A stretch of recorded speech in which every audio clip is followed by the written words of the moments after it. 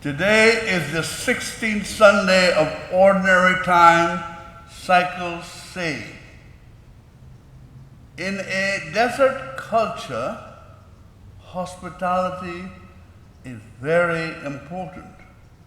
When Abraham saw 3 men near his tent, he ran up to them and bowing down, invited them to spend time with him.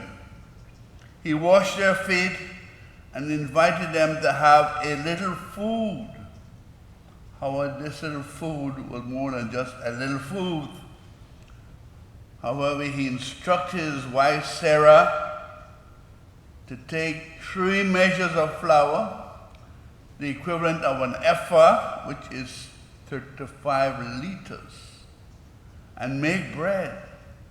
He also told her to roast the steer, a young ox. The amount of food prepared appeared to be excessive. The strangers turned out to be from God. Abraham had been an excellent and generous host, even though he thought they were just ordinary strangers.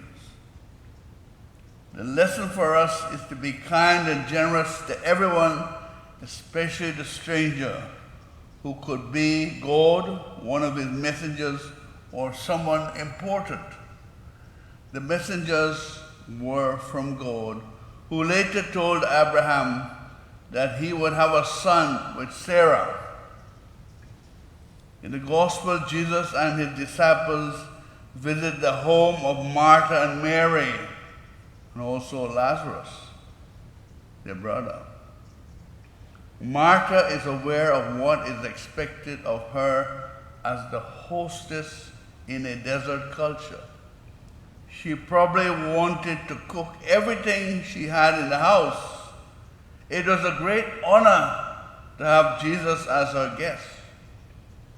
And she was extremely busy with the preparation of food. She noticed that her sister Mary was sitting with the apostles at the feet of Jesus, listening to him as he taught. Mary was noticeably out of place, as the men and women normally gathered in different rooms. Stressed by the volume of food Martha wished to prepare, she was highly annoyed that her sister was not helping her. She complained to Jesus about allowing Mary to stay at his feet and not sending her as a woman to help in the kitchen.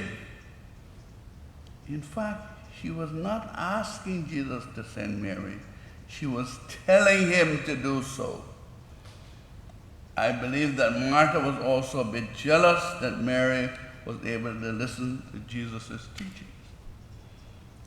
Jesus answered to Mary. First he tried to calm her down. Mary, Mary. The phrase he said was very radical, because to sit at the feet of a rabbi meant one was studying under the guidance of a rabbi. When St. Paul said that he sat at the feet of Gamaliel, he meant he was a student of the famous Rabbi Gamaliel.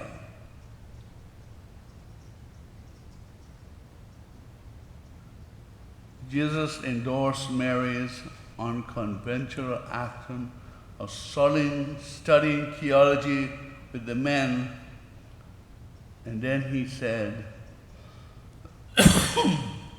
she had the better part, and it should not be taken away from her. Jesus expanded the role of women in his culture. That Mary had chosen the better part implied that there are more than one role, one part in ministering to others. Spiritual formation and service are the two main parts to ministry. Spiritual formation is the more important part and should be done first. Spiritual formation will help us to discern the will of God so that whatever we attempt to do would be pleasing to Him.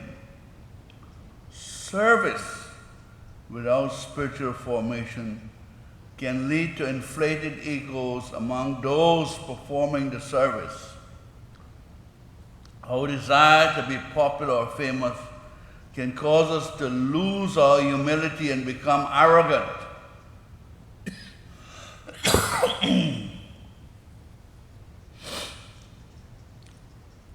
We can become more interested in the praise we receive from others than what we do for others.